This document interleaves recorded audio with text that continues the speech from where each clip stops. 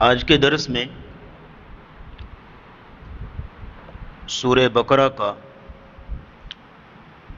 دوسرا رکوع شروع کرنے جا رہے ہیں انشاءاللہ۔ اس کا عنوان ہے منافقانہ کردار۔ اسلام کی نظر میں منافقت کی مذمت کیا ہے، منافقت کا معنی مفہوم کیا ہے، منافق کی کون کون سی علامتیں اور نشانیاں ہیں، منافقانہ کردار کس طرح کا ہوتا ہے،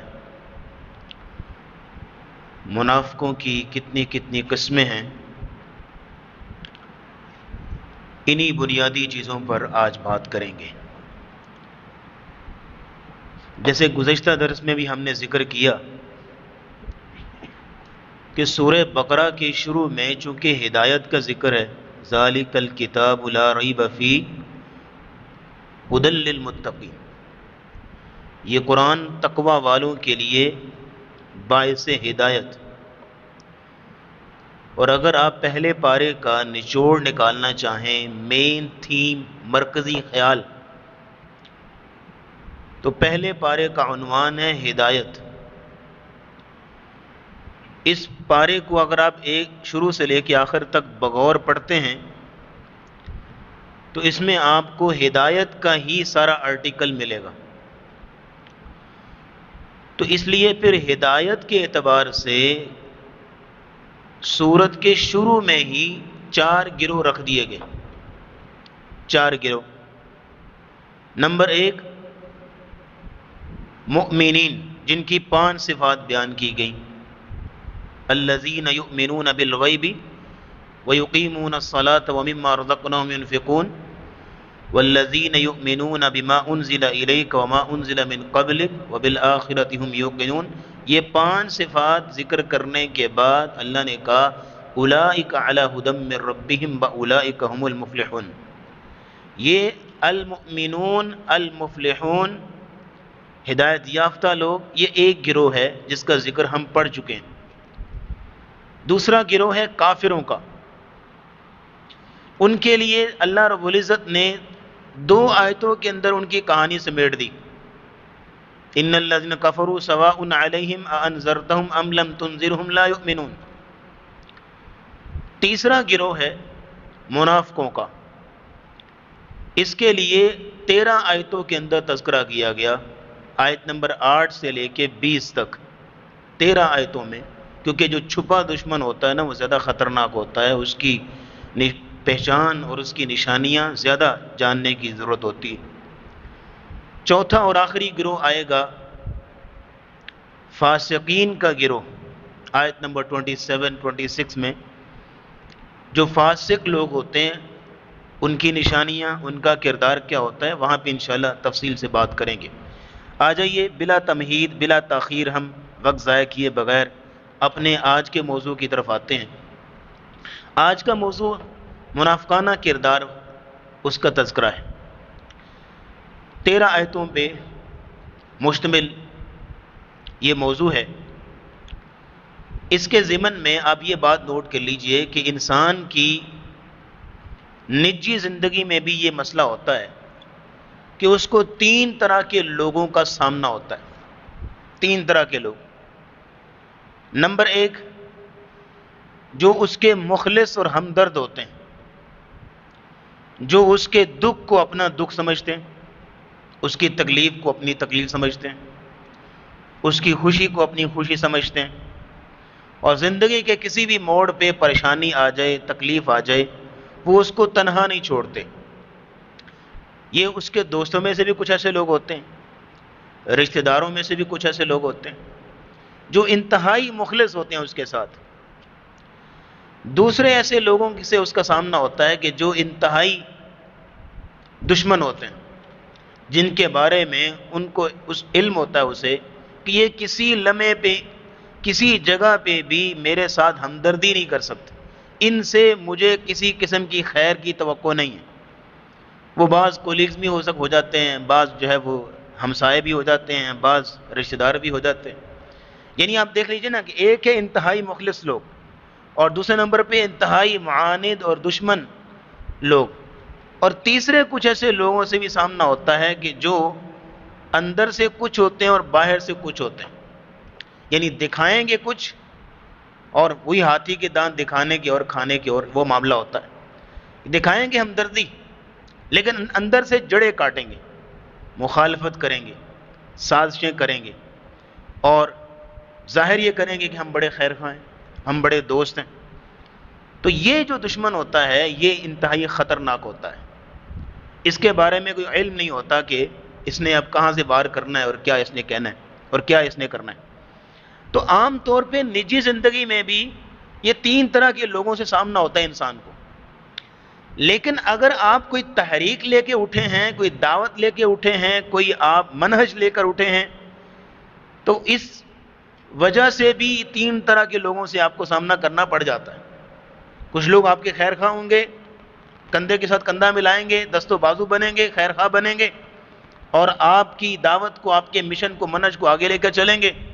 اور کچھ لوگ جو ہے وہ رستے میں روڑے اٹکائیں گے، مخالفت کریں گے، اور کچھ لوگ جو ہے مفاد کی خاطر آپ کے ساتھ جڑیں گے اور پھر یہ ہے کہ مخالفت کریں گے۔ تو رسول اکرم صلی اللہ علیہ وسلم سے بڑھ کے دنیا میں کوئی داعی نہیں ہے، کوئی بڑی تحریک لے کر نہیں اٹھا، کوئی بڑا منہج لے کر نہیں اٹھا۔ تو رسول اکرم صلی اللہ علیہ وسلم بھی جب دعوت لے کر اٹھے تو آپ کو بھی تین طرح کے لوگوں سے ہی سامنا کرنا پڑا تھا۔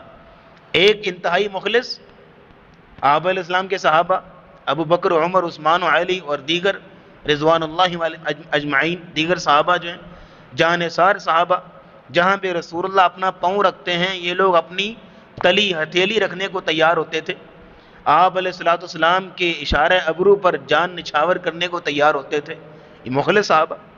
اور دوسرے نمبر پہ مخالفین بھی تھے، ابو جہل جیسے، ابو لہب جیسے، کہ جو اوجڑیاں جو ہیں وہ پھینک رہے ہیں، کبھی کچھ کر رہے ہیں، کبھی آپ کے جانثاروں پہ ظلم و ستم کر رہے ہیں، اور پھر یہ ہے کہ تیسرا گروہ منافقوں کا بھی تھا۔ تو یہ تین طرح کے گروہوں سے سامنا کرنا پڑتا ہے۔ یہ تمہیداً میں نے آپ کے سامنے یہ موضوع رکھا۔ منافقت کا جو تاریخی پس منظر ہے وہ نوٹ کر لیجئے۔ نمبر ایک، مکہ کے اندر منافقت کا نام و نشان نہیں ہے، اس لیے کہ وہاں پہ جو بھی مسلمان ہوتا تھا تو اپنے آپ کو تختہ مشق بنانا کے مترادف تھا، یعنی آ بیل مجھے مار والا معاملہ تھا کہ جس نے کہا میں مسلمان ہو گیا ہوں، بس سمجھو کہ مار کھانے کے لیے تیار ہو جائے، اب سمجھو کہ پھینٹی کھانے کے لیے تیار ہو جائے۔ حضرت بلال رضی اللہ تعالیٰ عنہ کے ساتھ کیا کچھ نہیں ہوا، آل یاسر کے ساتھ کیا کچھ نہیں ہوا، اور پھر یہ ہے کہ دیگر صحابہ اکرام رضوان اللہ اجمعین پر ظلم و ستم جو ہوئے۔ اس لیے اس زمانے میں وہی شخص مسلمان ہوتا تھا کہ جو جان پھٹک کر کے اور پھر یہ ہے کہ پوری طرح تسلی کر کے اور اسلام کی حقانیت کو جان کے مسلمان ہوتا تھا، عام طور پہ کوئی مسلمان نہیں ہوتا تھا۔ منافقت شروع ہوتی ہے مدینے میں آ کے۔ مدینے میں جب رسول اکرم صلی اللہ علیہ وسلم تشریف لائے ہیں، ہجرت کی ہے، تو مدینے میں آلریڈی دو طرح کے قبیلے تھے مشرکین کے، ایک کا نام اوس اور ایک کا نام خزرج۔ اوس کا سردار سعد بن معاذ رضی اللہ تعالیٰ عنہ، اور خزرج کے سردار تھے سعد بن عبادہ رضی اللہ تعالیٰ عنہ۔ دونوں سردار مسلمان ہو گئے۔ جب دونوں مسلمان سردار بھی مسلمان ہو گئے تو پھر یہ ہے کہ عام لوگ، وہ تو ناگزیر تھے ان کے لیے مسلمان ہونا، وہ بھی مسلمان ہو گئے۔ نبی کریم صلی اللہ علیہ وسلم جب مدینے میں تشریف لائے ہیں، اس وقت عبداللہ بن ابی اس کو پورے یثرب کا حاکم بنایا جانے لگا تھا، اوس اور خزرج دونوں کا سردار، بادشاہ، رئیس بنایا جانے لگا تھا۔ لیکن جب مدینہ میں تشریف لے آئے تو پھر یہ ہے کہ آپ چونکہ پولیٹیکل لیڈر بھی تھے اور ریلیجن لیڈر بھی تھے، ایجوکیشنل لیڈر بھی تھے، ہر لحاظ سے آپ ہی سردار اور لیڈر تھے، تو پھر یثرب کے سردار، حاکم اور رئیس رسول اکرم صلی اللہ علیہ وسلم کو بنا دیا گیا۔ اب یہ ہے کہ جو لوگ منافق تھے، اب وہ مسلمان بھی نہیں ہونا چاہتے تھے کہ ہمارے مفاد کے خلاف ہے، لیکن یہ ہے کہ کافر بھی نہیں رہ سکتے تھے کہ پھینٹی پڑے گی، پورا جو ہے یثرب جو ہے وہ مسلمان ہے، تو کیا کریں؟ حل یہی ہے کہ اوپر سے دکھاؤ کہ ہم مسلمان ہیں اور اندر سے جو ہے وہ اپنے مفاد پہ نظر رکھو اور اپنے کام سے کام رکھو۔ یہ کام انہوں نے کیا، اس سے پھر یہ ہے کہ منافقت جنم لی۔ ان کے مشرکوں میں سے بھی کچھ منافق بنے اور یہودیوں میں سے بھی کچھ منافق بنے۔ تو عبداللہ بن ابی جو ہے وہ اس نے جب دیکھا کہ اب میری بادشاہت اور میری سرداری خطرے میں پڑ گئی ہے، اب تو مجھے بادشاہ بنایا جائے نہیں سکتا کبھی، میری جو ہے حکمرانی اب ختم ہو گئی، اس نے پھر یہ ہے کہ ساری زندگی پھر رسول اللہ کی مخالفت ہی کی ہے، اور آپ علیہ السلام کی دعوت اور تبلیغ میں، آپ کی تحریک میں روڑے اٹکائے ہیں، اور آگے چل کے انشاءاللہ ہم پڑھیں گے کہ کیا کچھ اس نے کیا۔ تو یہ اس کا تاریخی پس منظر ہے۔ اب اگلی بات یہ نوٹ کر لیجئے، پھر انشاءاللہ ہم آیات شروع کرتے ہیں۔ منافق کہتے کسے ہیں بیسیکلی؟ نفاق، منافقت جو ہے نا نفاق سے ہے، نفاق، نون فا الف قاف، نفاق جو ہے وہ نفق سے ہے۔ نفق کہتے ہیں عربی زبان میں سرنگ کو، ٹنل کو، اور سرنگ کے آپ کو پتہ ہے کہ دو رستے ہوتے ہیں، کہ ایک طرف سے آپ جائیے اور اس طرف خطرہ ہے تو دوسری طرف سے نکل جائیے۔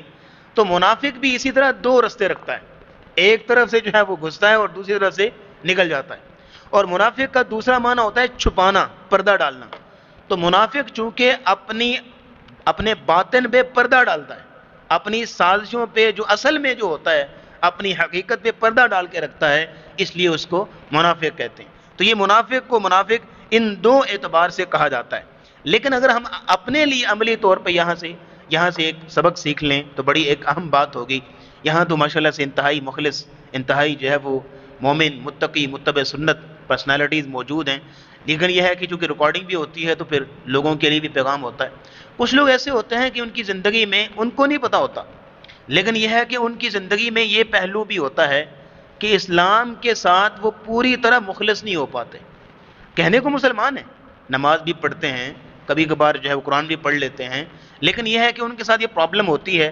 ان کو یہ پرابلم دیکھنا چاہیے کہ وہ اندر سے انسان کچھ ہوگا اور باہر سے کچھ ہوگا۔ باہر سے دکھائے گا میں بہت بڑا نیک ہوں، بہت بڑا متقی ہوں، پرہیزگار ہوں، لیکن اندر سے جیسے ہی اس کو گناہ کا موقع ملتا ہے تو کوئی موقع چھوڑتا نہیں ہے۔ جیسے ہی اس کو جو ہے وہ چوری کرنے کا، خیانت کرنے کا، دھوکہ دینے کا، حرام کھانے کا، یا جیسے بھی جو بھی اس کو موقع ملے گا تو موقع ہاتھ سے نہیں جانے دے گا، فوراً جو ہے وہ گناہ کے موقع سے فائدہ اٹھائے گا۔ کہنے کو مسلمان ہے، کہنے کو کلمہ پڑا ہوا ہے، متبع سنت کہنے کو کہہ لیجئے، عاشق رسول بھی ہے اور محب رسول بھی ہے، اہل بیت سے محبت بھی ہے، ختم نبوت ایمان اور عقیدہ بھی ہے، سب کچھ ہے، لیکن یہ ہے کہ گناہ کا موقع ہاتھ سے نہیں جانے دے گا۔ اس کو نظر ثانی کرنی چاہیے اپنے ایمان پہ کہ یہ اسلام کے ساتھ مخلص نہیں ہے، یعنی اندر سے کچھ اور باہر سے کچھ۔ علماء کہتے تھے کہ لوگوں کی تین قسمیں، ایک ہے جن کو ولی اللہ کہہ لیجئے، ولی اللہ، یہ وہ شخص ہوتا ہے کہ جتنا باہر سے نیک نظر آتا ہے نا، اتنا بلکہ اس سے زیادہ اندر سے نیک ہوتا ہے۔ یہ ولی اللہ ہوتا ہے، اللہ کا ولی انسان، کہ اگر باہر سے اگر مثال کے طور پہ وہ کچھ تھوڑا بہت کم بھی نیک ہے لیکن اندر سے زیادہ نیک ہوگا، تنہائی میں زیادہ اللہ سے ڈرے گا، یہ ولی اللہ ہوتا ہے۔ اور دوسرا ہے جس کو آپ عالم باللہ کہہ لیجئے، عالم باللہ وہ ہوتا ہے کہ جتنا ہی باہر سے نیک نظر آتا ہے اتنا ہی اندر سے بھی نیک ہوتا ہے، اتنا ہی اندر سے بھی اللہ کے ساتھ مخلص ہوتا ہے، اسلام کے ساتھ مخلص ہوتا ہے۔ تیسرے نمبر پہ ہے جس کو علماء جاہل کہتے ہیں، کہ یہ جاہل شخص ہے، دھوکے باز شخص ہے، منافق شخص ہے، کہ یہ باہر سے نیک نظر آئے گا اور اندر سے پرلے درجے کا باغی ہوگا، اندر سے پرلے درجے کا سرکش اور اللہ کا نافرمان ہوگا۔ تو یہ یہاں پہ کردار کی بات ہے کہ کہیں ہمارے اندر تو نعوذ باللہ اس طرح کی منافقت نہیں ہے۔ یہ کوئی اس کو محسوس نہ کیجئے گا۔ یہ بہت بڑے مشہور تابعی ہیں ابن ابی ملیکہ رحمہ اللہ کہتے ہیں ادرکت 30 من اصحاب النبی صلی اللہ علیہ وسلم، میری 30 کے قریب صحابہ سے ملاقات ہوئی، 30 کے قریب صحابہ سے میری ملاقات ہوئی، اور جو ہر صحابی اپنے بارے میں یہ ڈرتا تھا کہ کہیں میرے اندر منافقت تو نہیں ہے، میرے اندر ایسا کوئی پہلو تو نہیں ہے۔ یہ کیوں ڈرتے تھے؟ اس لیے کہ ان کو منافقوں کی نشانیاں پتہ تھی۔ ابھی انشاءاللہ ہم پڑھیں گے نا، وقت نے ساتھ دیا تو آج کے سبق میں اگر ہم اس کو کنکلوڈ کر پائیں، نہیں تو پھر آئندہ درس میں کہ وہ جو نشانیاں ہیں، جو علامتیں ہیں، وہ ہم نے سامنے رکھنی ہیں اور اپنے آپ کو پرکھنا ہے، ذرا چھانٹی کرنی ہے کہ میرے اندر اس طرح کی کوئی نشانی نہ پائی جائے، میرے اندر ایسی کوئی چیز نہ پائی جائے۔ آخر یہ 13 آیتیں ہیں، آیت نمبر 8 سے لے کے 20 تک، تو اللہ نے ان کے اندر بہت سے علم کے خزانے رکھے ہیں، منافقوں کی نشانیاں بیان کی ہیں، ان کا کردار کھول کھول کے ہمارے سامنے واضح کیا ہے، تو ہم نے ان سے بچنا ہے۔ اس کو قرآن کے شروع میں اس لیے رکھ دیا گیا کہ اگلا قرآن بعد میں پڑھنا، پہلے اپنے آپ کو خالص کر لو، پہلے اپنے آپ کو مخلص کر لو، پہلے اپنے آپ کو پکا کر لو اسلام کے ساتھ۔ تو اس لیے لیجئے اب یہاں پہ ہم اگلی بات لے کے چلتے ہیں، وہ یہ ہے کہ منافق کی دو قسمیں ہوتی ہیں۔ منافق کا معنی مفہوم بھی آپ نے سمجھ لیا، تو اب آگے نوٹ کیجئے، منافق کی دو قسمیں ہوتی ہیں۔ ایک ہوتا ہے اعتقادی منافق اور ایک ہوتا ہے عملی منافق۔ جیسے وہ پچھلے درس میں ہم نے کافر کی دو قسمیں پڑھی تھی، ایک ہوتا ہے اعتقادی کافر اور ایک ہوتا ہے عملی کافر، وہ پچھلے درس میں اس کی وضاحت ہو چکی۔ اب نوٹ کیجئے کہ ایک ہوتا ہے اعتقادی منافق اور دوسرا ہوتا ہے عملی منافق۔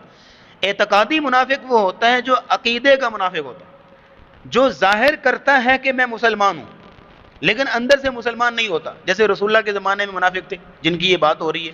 وَمِنَ النَّاسِ مَن يَقُولُ آمَنَّا بِاللَّهِ، آیت نمبر 8 دیکھیں تو وَمِنَ النَّاسِ مَن يَقُولُ آمَنَّا بِاللَّهِ وَبِالْيَوْمِ الْآخِرِ وَمَا هُمْ بِمُؤْمِنِينَ، اور لوگوں میں سے کچھ ایسے ہیں جو کہتے ہیں کہ ہم ایمان لائے اللہ پر اور آخرت کے دن پر، لیکن وَمَا هُمْ بِمُؤْمِنِينَ، وہ ایمان والے نہیں ہیں۔ یہ تھے اعتقادی منافق۔ ان کی بات چھوڑیے چونکہ یہ 13 آیتوں میں ان کی ہی بات ہوگی۔ دوسرے نمبر پہ نوٹ کیجئے وہ ہے عملی منافق، اس پر تھوڑی سی گفتگو کریں گے، پھر آ جائیں گے پہلے اعتقادی منافق کی طرف۔ عملی منافق وہ ہوتا ہے جو کہنے کو مسلمان ہے، کلمہ بھی پڑھتا ہے، اس کو اعتراف بھی ہے کہ اللہ اور اس کے رسول سے محبت بھی کرتا ہے، اور عقیدہ بھی، ختم نبوت پہ ایمان بھی، یقین بھی، سب کچھ ہے اس کا، اور پھر اس سے سب سے بڑھ کے یہ ہے کہ وہ نماز بھی کبھی کبھار پڑھ لیتا ہے، اور یہ ہے کہ باقی احکامات دین کے مانتا بھی ہے، سب کچھ ہے۔ لیکن یہ ہے کہ عملاً وہ ایسے کام کرتا ہے جو منافقوں جیسے کام ہے مسلمان، عملاً وہ منافقوں جیسے کام کرتا ہے۔ جیسے گزشتہ سبق میں ہم نے اعتقادی کافر اور عملی کافر کی ڈیفینیشن بیان کی تھی آپ کے سامنے۔ اعتقادی کافر وہ تھا کہ جو سرے سے مانتا ہی نہیں ہے اللہ کو، رسول کو، قیامت کو، فرشتوں کو، کتابوں کو، انبیاء کو، سرے سے مانتا ہی نہیں، انکار کرتا ہے، یعنی زبانی انکار کرتا ہے، میں نہیں مانتا ان چیزوں کو، ملحد سمجھ لیجئے اس کو، کافر سمجھ لیجئے۔ تو عملی کافر وہ تھا جو تھا مسلمان لیکن کافروں جیسے اعمال کرتا ہے۔ مثال کے طور پہ نماز چھوڑ دی تو نبی اسلام نے فرمایا بین العبد و بین الکفر ترک الصلاۃ، بندے اور کفر کے درمیان فرق نماز کا ہے۔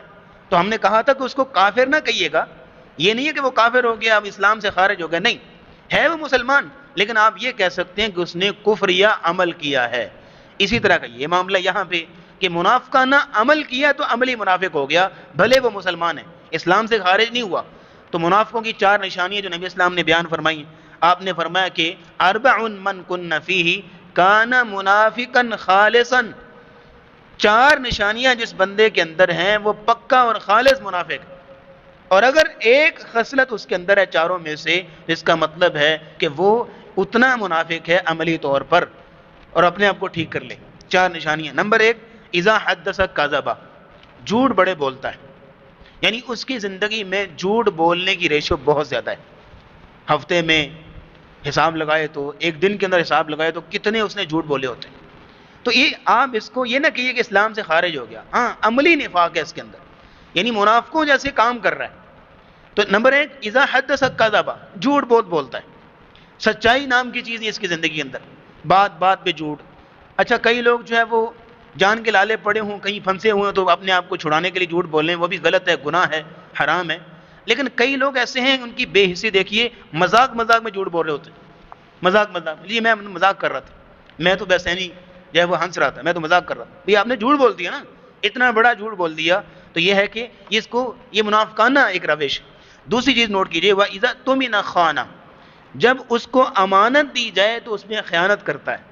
کسی نے کہا کہ سر یہ میری چیز ہے، اس کو ذرا سنبھال کے رکھیے گا، اس کو یوز کر لیا، یہ امانت میں خیانت کر لی۔ تو امانت میں خیانت، کیونکہ مومن جو ہوتا ہے وہ امانت دار ہوتا ہے، وہ چیز کی حفاظت کرتا ہے، وہ سمجھتا ہے کہ یہ چیز میرے لیے تب تک حلال نہیں ہے جب تک اس کا مالک مجھے اجازت نہ دے، جس کی آنرشپ میں یہ چیز ہے وہ جب تک اجازت نہیں دے گا میرے لیے حلال نہیں ہے۔ وَإِذَا اؤْتُمِنَ خَانَ، امانت دی جائے تو خیانت کرے۔ اور تیسری، وَإِذَا وَعَدَ أَخْلَفَ، جب کوئی وعدہ کرتا ہے تو پھر وعدہ خلافی کرتا ہے، وعدے کی پاسداری نہیں کرتا، وعدہ پورا نہیں کرتا۔ ایک تو یہ ہے کہ اس کی استطاعت میں نہیں رہا، انسان ہے، کمزور ہے، تو کوتاہی ہو گئی، وعدہ پورا نہ کر پایا، بڑی کوشش کی اس نے۔ ایک لیکن ایک جان بوجھ کے سستی کرے، کوتاہی کرے، وعدے کا اس کے پاس ہی نہ ہو، اس کی اہمیت نہ ہو اس کے نزدیک۔ اور چوتھی یہ ہے وَإِذَا خَاصَمَ فَجَرَ، جب کوئی جھگڑا ہو، کوئی بات چیت ہو، ان بن ہو جائے تو گالیاں بہت دے گا۔ یہ 4 نشانیاں نبی اسلام نے فرمایا جس کے اندر ہے وہ پکا اور خالص منافق۔ یعنی پکا منافق. اور اگر ان چاروں میں سے کوئی ایک نشانی اس کے اندر ہے تو اس کا مطلب ہے کہ ایک منافقانہ خصلت اس کے اندر پائی جاتی ہے. تو یہ ہو گیا عملی منافق. اب اس کو نوٹ کیجئے, مزید ایک اور نشانی عملی منافق کی نبی کریم صلی اللہ علیہ وسلم نے فرمایا کہ وہ نماز کے اندر سستی بہت کرتا ہے. نبی اسلام نے فرمایا لیس صلاۃ اثقل علی المنافقین من الفجر والعشاء, منافقوں پر دو قسم کی نمازیں بڑی بھاری ہوتی, ایک فجر کی نماز اور ایک عشاء کی نماز. اس کی وجہ یہ ہے کہ نبی اسلام کے زمانے میں منافقین آتے تھے دکھانے کے لیے نماز پڑھنے کے لیے نا, تو عشاء کی نماز اور فجر کی نماز یہ دونوں نمازیں اندھیرے میں ہوتی تھی. اگر کوئی آئے نہ آئے کسی کو کوئی پتہ نہیں چلتا تھا نا, مسجد نبی میں بالکل اندھیرا ہوتا تھا, کسی کو کیا پتہ چلنا ہے, تو نہ جاؤ, کیا فرق پڑے گا. تو اس لیے فرمایا کہ دو نمازیں منافقوں پر بڑی بھاری ہوتی. اور نبی کریم صلی اللہ علیہ وسلم نے یہاں تک فرمایا کہ اگر ان کو پتہ چل جائے نا کہ ان کو نماز کے اندر یہ ملے گا تو یہ گھٹنوں کے بل گھسڑ کے ان کو آنا پڑے تو ضرور آئیں. اور آپ نے فرمایا میرا کبھی کبھار دل کرتا ہے کہ میں اپنے مصلی امامت میں کسی اور کو کھڑا کروں اور ایک آگ کی انگاری لے جاؤں ان کے گھروں کی طرف جو گھروں میں رہ کے نماز پڑھنے کے لیے نہیں آئیں, اور ان کو ان کے گھروں سمیت آگ سے جلا دوں. تو یہ منافقانہ روش ہے نا, منافقانہ خصلت ہے. اور اس کو قرآن نے بھی بیان فرمایا. نبی اسلام نے فرمایا کہ, اور قرآن کہتا ہے ان المنافقین یخادعون اللہ وهو خادعهم, منافق وہ ہیں کہ جو اللہ کو دھوکہ دینے کی کوشش کرتے ہیں حالانکہ وہ اپنے آپ کو دھوکہ دیں. اب اس کی ایلیبوریشن انشاءاللہ کریں گے جب آیت پڑھیں گے کہ وہ منافق کیسے اللہ کو دھوکہ دے رہے ہیں اور دھوکہ کیسے پلٹ کے ان کے پاس آ رہا ہے. تو فرمایا کہ وَإِذَا قَامُوا إِلَى الصَّلَاةِ قَامُوا كُسَالَىٰ, جب بھی نماز میں کھڑے ہوتے ہیں تو انتہائی سستی سے کھڑے ہوتے ہیں اور انتہائی کہ جیسے کہ بیزاری کی کیفیت, دل نہیں کر رہا نماز پڑھنے کو, کوئی شوق نہیں ہے, کوئی جذبہ نہیں ہے, کوئی خلوص نہیں ہے, کوئی محبت نہیں ہے, کوئی اخلاص نہیں ہے, کوئی خشوع خضوع نہیں ہے, کسی قسم کی کہ اپنائیت نہیں ہے, شوق نہیں ہے نماز کے لیے, بس یہ ہے کہ بس بیزاری کے ساتھ نماز پڑھیں. یراؤن الناس ولا یذکرون اللہ الا قلیلا, لوگوں کو دکھانے کے لیے نماز پڑھتے ہیں اور نماز میں اللہ کو بہت تھوڑا یاد کریں گے وگرنہ دنیاوی خیال ہی چل رہے ہوتے ہیں. یہ منافقانہ روش. اور نبی اسلام نے یہاں تک فرمایا کہ تلک صلاۃ المنافقی یجلس یرقب الشمس, یہ منافق کی نماز ہوتی ہے کہ بیٹھا ہے چلو ابھی پڑھتا ہوں, ابھی 20 منٹ ہے نا, ابھی 20 منٹ ہے جماعت کھڑی ہونے میں, چلو ابھی پڑھتا ہوں میں, چلو کوئی نہیں اب نماز ہوگی اب میں اگلی نماز کے ساتھ پڑھ لوں گا, اچھا چلو پڑھ ہی لیتے ہیں نا. تو کرتے کرتے یہ ہے کہ یرقب الشمس, سورج جب غروب ہونے لگتا ہے نا اٹھ کے 4 ٹھونگے مارتا ہے. نبی اسلام نے فرمایا کہ یہ منافق کی نماز ہے. مومن جو ہوتا ہے نا وہ پہلے سے تیاری کرتا ہے اور پھر یہ ہے کہ خلوص اور جذبے کے ساتھ اللہ کے سامنے کھڑا ہوتا ہے اور پورے توجہ انہماک کے ساتھ نماز پڑھتا ہے. اب یہاں پہ میں نے کوشش کی ہے کہ تھوڑی سی جو وضاحت ہو جائے کہ عملی منافق کسے کہتے ہیں, جو عملاً ظاہر. دیکھیں آپ ماشاءاللہ سے پریکٹیکل لائف کے اندر زندگی گزار رہے ہیں, آپ نے اگر کوئی ملازم رکھا ہوا ہے تو اس کی باڈی لینگویج آپ کو بتا دیتی ہے کہ یہ اپنے کام کے ساتھ مخلص ہے, بس ایویں ڈنک ٹپا رہا ہے. نظر آتا ہے نا, یہ نظر آ جاتا ہے کہ یہ اپنے کام کے ساتھ مخلص ہے اور اس کا دل کر رہا ہے کام کرنے کو اور بڑا ذمہ دار آدمی ہے. لیکن کچھ آپ کو نظر آ جائیں کہ بس یہ ہے کہ زندگی گزار رہے ہیں, بس یہ ہے کہ دن پورے کر رہے ہیں, بس اور کوئی نہیں. تو اسی طرح کی آپ خلاصتاً سمجھ لیجئے کہ اللہ بھی دیکھ لیتے ہیں کہ یہ میرے دین کے ساتھ مخلص ہے یا پھر یہ ہے کہ یہ زندگی گزار رہا ہے, بس یہ ہے کہ دین ہی پورے کر رہا ہے. تو اس لیے ہمیں ضرورت یہ ہے کہ اللہ کے ساتھ مخلص ہوں اور اللہ کے ساتھ اپنائیت کا اظہار کریں. اب اگلی بات نوٹ کیجئے گا جو یہاں پہ اللہ رب العزت نے منافق کی نشانیاں بیان کی ہیں. پہلی نشانی یہاں پہ اللہ رب العزت نے منافق کی یہ بیان کی ہے کہ وہ دعوے کرتا ہے اور دعوے کی دلیل اس کے پاس نہیں ہوتی. دعویٰ کچھ ہوتا ہے اور دلیل کچھ ہوتی ہے, زبانی کلامی دعوے. یہ پہلی نشانی. یہ آپ کے سامنے 13 آیات ہیں. ان آیات کے اندر اللہ نے منافقوں کی 8 نشانیاں بیان کی. اگر آپ پوچھیں نا منافقانہ کردار کیا ہوتا ہے تو اس کی 8 نشانیاں ہیں. پہلی نشانی یہ نوٹ کیجئے گا کہ زبانی کلامی دعوے ہوتے ہیں. آیت نمبر 8 دیکھیے, وَمِنَ النَّاسِ مَن يَقُولُ آمَنَّا بِاللَّهِ وَبِالْيَوْمِ الْآخِرِ وَمَا هُمْ بِمُؤْمِنِينَ. اعوذ باللہ من الشیطان الرجیم. وَمِنَ النَّاسِ مَن يَقُولُ آمَنَّا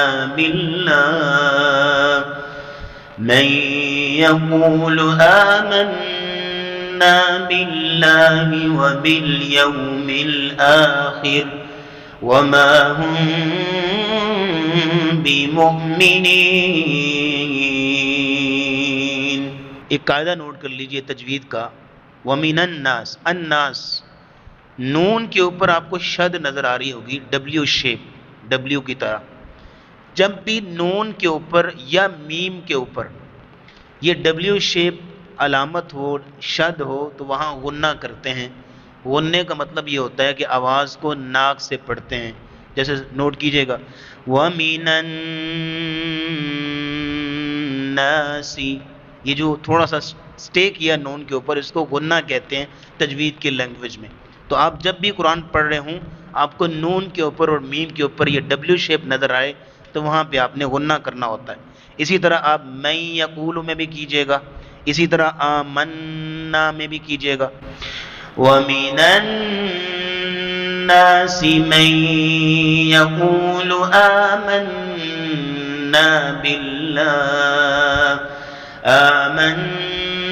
بِاللَّهِ وَبِالْيَوْمِ الْآخِرِ وَمَا هُمْ بِمُؤْمِنِينَ۔ وَمَا هُمْ بِمُؤْمِنِينَ، میم ساکن ہے اور اس کے بعد با آ جائے تو یہاں بھی غنہ کرتے ہیں۔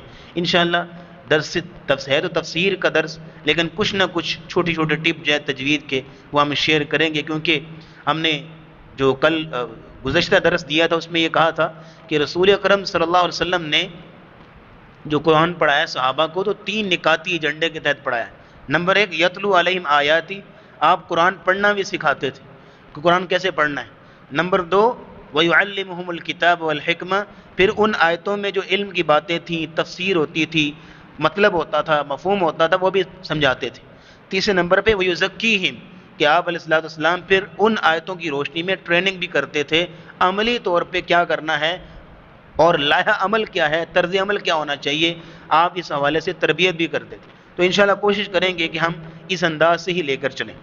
وَمِنَ النَّاسِ، اور لوگوں میں سے کچھ ایسے ہیں، مَن یقول آمنا باللہ، جو کہتے ہیں کہ ہم ایمان لائے اللہ پر، وبالیوم الآخر، اور آخرت پر ایمان لائے، وما ہم بمؤمنین، حالانکہ وہ مومن نہیں ہیں۔ یہ پہلی نشانی ہے منافقوں کی، زبانی دعوے، ہم بڑے محب رسول ہیں، عاشق رسول ہیں، اور ختم نبوت کے لیے جان نچھاور کرنے کو تیار ہیں، اور یہ ہے کہ حرمت رسول پر جان بھی قربان ہے، اور میں سب سے بڑا محب رسول ہوں، اور عمل کیا ہے؟ ایک سنت پر عمل نہیں ہے رسول اللہ کی، درجنوں نمازیں چھوڑیں گے، قرآن کو پڑھنا تو دور کی بات ہے، قرآن کھول کے یوں قرآن کے الفاظ کو دیکھنے تک فرصت نہیں ہے ان کے پاس، کاروبار ہر شہر کے اندر پھیلا ہوا ہے، لیکن یہ ہے کہ ایک سجدہ نہیں کرتے رب کے سامنے۔ کہنے کو سب کچھ ہے، کوئی بات ہو تو جناب یہ سب سے بڑا محب رسول یہ بندہ ہے، صرف دعوے۔ تو آپ ایمانداری سے بتائیے گا کیا ہمارا معاشرہ اس قسم کے مسلمانوں سے بھرا پڑا نا؟ زبانی دعوے ہیں بس، نعرے مروا لو جتنے مرضی، احتجاج کروا لیں جتنے مرضی، لیکن یہ ہے کہ عملی طور پر نہ تنہائی پاک ہے، نہ سنتوں پہ عمل ہے، نہ اللہ کے فرمان کا خیال ہے، نہ تقوی، نہ للہیت، نہ خشیت، نہ کوئی اخلاص، نہ کوئی خلوص نیت، کسی قسم کی کوئی چیز نہیں ہے، صرف یہ ہے کہ زبانی دعوے ہیں کہ جتنے مرضی سن لو۔ یہی نشانی ان منافقوں کی تھی، یہ پہلی نشانی ہے۔ ہم اب آپ اپنے اندر جھانک کے دیکھیں، کہیں ہمارے اندر تو ایسی چیز نہیں ہے، جو بھی جہاں تک آواز پہنچ رہی ہے لوگ دیکھ رہے ہیں، لیکن یہ ہے کہ اس کو دیکھنا چاہیے کہ ہمارے اندر ایسی چیز تو نہیں ہے کہ ہم جو ہے زبانی دعوے کرتے ہیں۔ دیکھیں بات یہ ہے کہ زبانی دعویٰ اس کی کوئی حیثیت نہیں ہے، کوئی فوقیت نہیں ہے، کوئی اہمیت نہیں ہے۔ اگر اللہ کے ہاں اگر کسی چیز کی اہمیت ہے تو وہ عملی کردار کی اہمیت ہے۔ صحابہ اکرام گفتار کے غازی نہ تھے بلکہ کردار کے غازی تھے، اپنے عمل سے کر کے بتاتے تھے۔ ہمارے معاشرے میں کیا ہے کہ گفتار کے غازی ہم، باتیں سن لو جتنے مرضی، کردار کچھ بھی نہیں، عمل کچھ بھی نہیں۔ وَمِنَ النَّاسِ مَن يَقُولُ آمَنَّا بِاللَّهِ وَبِالْيَوْمِ الْآخِرِ وَمَا هُمْ بِمُؤْمِنِينَ، کہتے تھے کہ ہم ایمان لائے، لیکن اللہ کہتے ہیں وَمَا هُمْ بِمُؤْمِنِينَ، یہ جملہ بول کے اللہ نے ان کے ایمان کی نفی کر دی، یہ مومن نہیں ہے۔ تو پھر کیا ہے؟ يخادعون الله والذين آمنوا وما يخدعون إلا أنفسهم وما يشعرون. يخادعون اللہ، دھوکہ دیتے ہیں اللہ کو. یخادعون اللہ، لفظ اللہ ہے اور اسے پیچھے آپ کو نون پہ زبر نظر آ رہی ہے نا، تو لفظ اللہ سے پہلے جب بھی زبر آئے یا پیش آئے تو لفظ اللہ کو امین بھی کیا کرتے ہیں؟ موٹا کرتے ہیں. یخادعون اللہ، اس کو باریک نہ پڑھیے گا، اکثر لوگ باریک پڑھ جاتے ہیں غلطی میں. یخادعون اللہ، یہ غلط. باریک کب پڑھیں گے؟ جب لفظ اللہ سے پیچھے زیر ہو، جیسے بسم اللہ، اعوذ باللہ، یہ باریک ہوگا کیونکہ زیر ہے نا لفظ اللہ سے پیچھے. یہاں لفظ اللہ سے پیچھے کیا ہے؟ زبر ہے. تو یخادعون اللہ موٹا پڑھیں گے. اسی طرح سمع اللہ لمن حمید موٹا پڑھیں گے. تو یخادعون اللہ، دھوکہ دیتے ہیں اللہ کو. والذین آمنوا، اور ان لوگوں کو جو ایمان لائے ہیں، ایمان والوں کو دھوکہ دینے کی کوشش کرتے ہیں، یعنی کہ آنکھ میں دھول جھونکنے کی کوشش کرتے ہیں کہ ہم ایمان والے ہیں. وما یخدعون الا انفسهم، حالانکہ نہیں یہ دھوکہ دیتے مگر اپنے آپ کو. یعنی کہنے کو تو یہ ہے کہ انہوں نے شیر کی کھال پہنی ہوئی ہے تو سمجھ رہے ہیں کہ بس ہمارا کام چل رہا ہے، اور یہ ہے کہ اسی دھوکے میں جو ہے وہ ہمیں فائدہ پہنچ رہا ہے اور ہمارا داؤ پیچ چل رہا ہے. لیکن یہ ہے کہ یہ داؤ پیچ تب تک ہے جب تک زندگی ہے. آنکھیں بند ہوں گی تو حقیقت میں آنکھیں کھل جائیں گی نا، حقیقت میں آنکھیں کھل جائیں گی اور پھر لگ پتہ جائے گا ان کے ساتھ کیا ہوتا ہے. اور یخادعون، یہ خدع سے ہے، خادال عین. خدع کا مطلب ہوتا ہے کہ کسی دوسرے کو اندھیرے میں رکھ کے اس کے ساتھ ہمدردی کا اظہار کرنا، یعنی اس کے خلاف سازشیں بھی کرنا اور اس کے ساتھ ہمدردی کا اظہار بھی کرنا، یعنی حقیقت کو چھپانا. سازشیں کرنا لیکن حقیقت کو چھپانا، اس کو کہتے ہیں خدع، دھوکہ دینا کسی کو. تو یہ دھوکہ یہاں پہ یخادعون باب مفعلہ سے ہے، جس کے اندر مشارکت ہے. کیا مطلب ہے کہ یہ اللہ کو، ایمان والوں کو دھوکہ دینے کی کوشش کر رہے ہیں، لیکن یہ دھوکہ پلٹ کے ان کی طرف آ رہا ہے. حقیقت میں اپنا نقصان کر رہے ہیں، حقیقت میں اس منافقانہ کردار سے اپنے پاؤں پہ کلاڑی مار رہے ہیں اور اپنی آخرت جو داؤ پہ لگا رہے ہیں. اس لیے فرمایا کہ وما یخدعون الا انفسهم وما یشعرون، یہ اپنے آپ کو دھوکہ دے رہے ہیں لیکن ان کو اس کا شعور نہیں ہے. یہ بہت خطرناک چیز ہے کہ انسان غلطی پر ہو لیکن اس کو غلطی کا احساس ہی نہ ہو، اس کو غلطی کا پتہ ہی نہ ہو. سر بیماری کی تشخیص ہو جائے نا تو علاج کرنا آسان ہو جاتا نا، لیکن اگر بیماری کی تشخیص ہی نہ ہو تو کیسے علاج ہوگا؟ اگر کسی انسان کو پتا ہو نا میں غلطی پر ہوں، میں اس وقت غلطی پر ہوں، تو وہ اصلاح کر لیتا ہے. لیکن جس کو پتہ ہی نہیں ہے کہ میں غلطی پر ہوں، اصلاح کیسے کرے گا؟ حق اور باطل میں، صحیح اور غلط میں تمیز ہو جانا، یہ اصلاح کی طرف پہلا قدم ہوتا ہے. سمجھ آئیے کہ اگر کوئی شخص سمجھ ہے نا کہ میں غلطی پر ہوں تو اس کا مطلب ہے کہ آج نہیں تو کل اپنی اصلاح کر لے گا. لیکن یہ اس قدر غلطی پر ہیں کہ وما یشعرون، ان کو شعور بھی نہیں، ان کو سمجھ بھی نہیں. تو انشاءاللہ آج کے لیے یہیں تک کافی ہے. کوشش ہوتی ہے کہ 30 سے 40 منٹ کا درس اس سے زیادہ نہ ہو. تو اگلے اتوار انشاءاللہ العزیز یہ ٹاپک مکمل کریں گے اور مزید جو ہے وہ وضاحتوں کے ساتھ اور معاشرتی مثالوں کے ساتھ اور عملی کردار کی ایگزامپل اور مظاہر کے ساتھ انشاءاللہ بات کریں گے. وآخر دعوانا ان الحمدللہ رب العالمین.